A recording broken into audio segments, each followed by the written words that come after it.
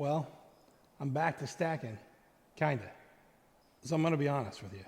I love the box wedge. You guys have seen that thing run. You know it makes firewood in a hurry. Now, I have been just letting it go into the conveyor and then pile up in some totes there at the end. I usually put 4 at the end and let everything just pile in there. Now, it's got grizzly bars on there and it does filter out a lot of the chaff. But a lot of it gets into the totes as well. A few weeks ago, I sold one of the first baskets I made with the 24D. And because I had the Axis for 2 years, I was kind of spoiled by making really nice, clean firewood. And that's what I'm kind of accustomed to, and I think that's kind of what my customers are accustomed to. When I dumped the tote that I made with the 24D into the trailer for delivery, I was a little disappointed in the amount of kindling and chaff that was in there. What we're going to start doing is loosely tossing firewood into the IBC crates from the trailer. So here's the setup. I've got a IBC tote here with these plastic sides that stay on it. So I'm going to put I'm not quite decided. I'm either going to put the junk in here and burn it in the boiler, or I'm going to put the kindling in here and then the junk in this half bladder, or I'm going to put the kindling in this one and the junk in that other tote. And then I've got an empty basket here and an empty basket here for good firewood. Now, I've done a test run of this already, and I've kept some cherry back there. That's all cherry in that tote, and that's what was left over from the last trailer. I think I had 3 or 4 baskets out of that last trailer, and that's what was left. So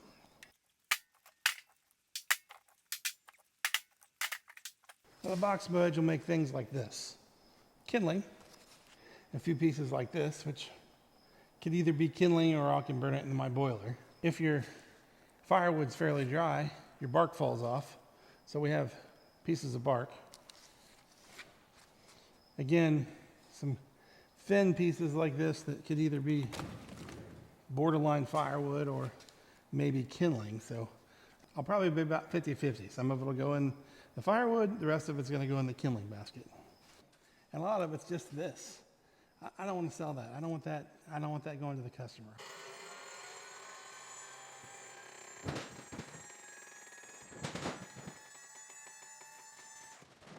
The camera might not do that a whole lot of justice, but that looks like an avalanche about to happen to me.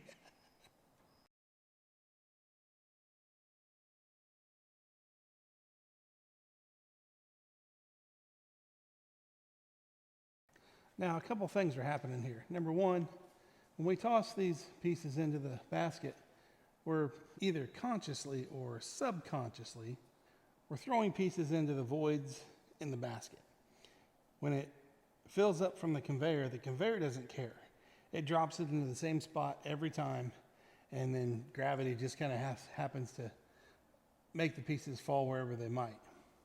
Doing it this way, I think the baskets are getting fuller, which is okay by me, because I never want to be accused of shorting anybody any firewood. If I'm 10 or 15 or 20 pieces heavy, that's fine with me. And if you watched our video a few weeks ago, I was making some new firewood stands for out front, and I'm separating cherry from everything else, along with oak and hickory.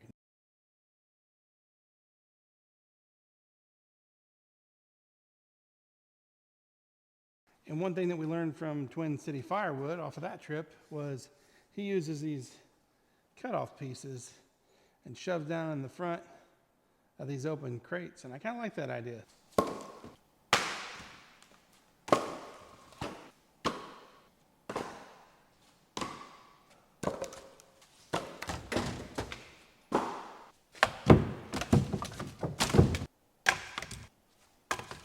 So here's what's left, the bumps and bruises.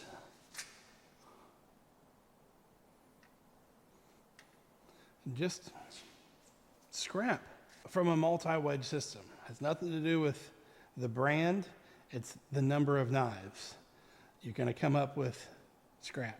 Firewood is a dirty business, but I think the key to that is to try to sell every bit of it, or at least use it, where this will burn just fine in our boiler. It's gonna take a little more labor, obviously, to hand unload this trailer and be left with this, but I feel better about it if this stuff stays here and doesn't go to the customer's house.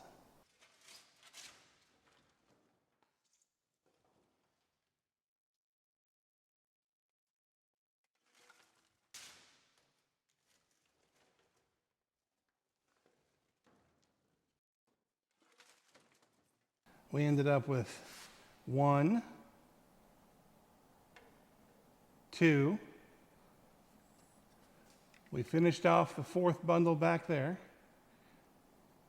We finished off the cherry bundle back there.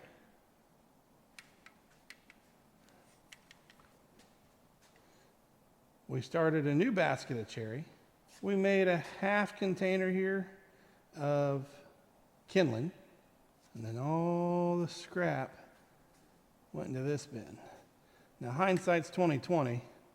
The bottom of this bin actually has holes in it, so as I'm tractoring this to wherever I'm going to tractor it to, some of those fines are going to shake out on the ground, but hey, it is what it is, you know.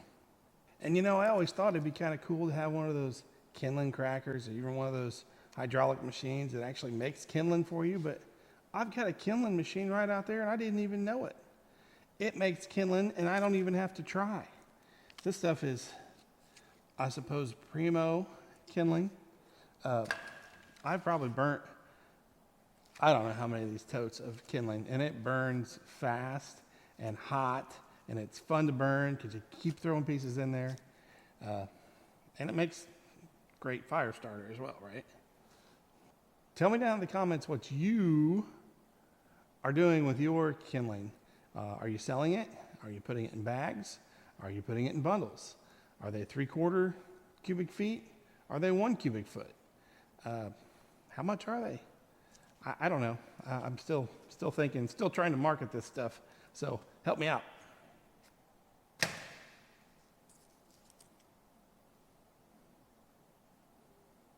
It's like one of these chubbies right there. Well, thank you for hanging out with me tonight in the shop for a late night wood sorting episode. Again, I guess I'm not stacking per se. I just think it makes a much nicer product. I can feel good when I deliver it to the customer and I know they're getting mostly firewood and hardly any scrap, and that makes me feel good.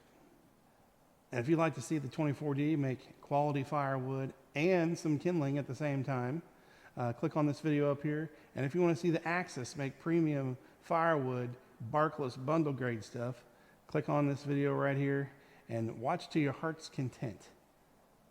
Thanks for coming by. Mike with K&L Firewood. Hit that like and subscribe button, and we will see you next time.